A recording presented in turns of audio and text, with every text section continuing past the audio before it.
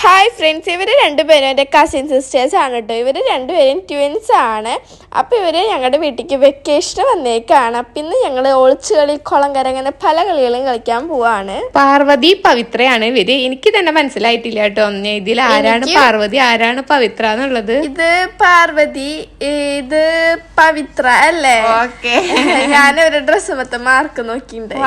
അപ്പൊ മുത്തൂസിന് അങ്ങനെ മനസ്സിലായിട്ടോ. ഇവര് ഒരേ ഡ്രസ്സ് ഇടുമ്പോ മനസ്സിലാവില്ല ആരാണ് പാർവതി ആരാണ് പവിത്ര എന്നുള്ളത് കേട്ടോ. ഫ്രണ്ട്സ്, നിങ്ങൾക്ക് ഇവര് തമ്മിൽ എന്തെങ്കിലും വ്യത്യാസം തോന്നുന്നുണ്ടെങ്കിൽ മനസ്സിലാക്കി കമന്റ് ചെയ്യണം കേട്ടോ.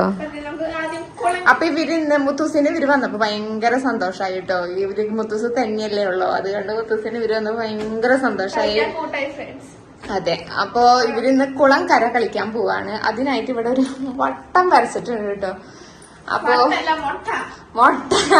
അപ്പൊ കുളംകര കളിക്കാൻ പോവാണ് കേട്ടോ. അപ്പൊ ഞാൻ കുളംകര എന്ന് പറയും. അപ്പൊ ആര് ജയിക്കാൻ നോക്കാം. അപ്പൊ കളി സ്റ്റാർട്ട് ചെയ്യാൻ പോവാണ് കേട്ടോ. മുത്തൂസും പാർവതിയും പവിത്രയും കൂടിയാണ് കളിക്കുന്നത്. അപ്പൊ ഞാൻ പറയാൻ പോവാണ് കേട്ടോ. മുത്തേ, കുളം കര, കുളം കര, കുളം കര, കര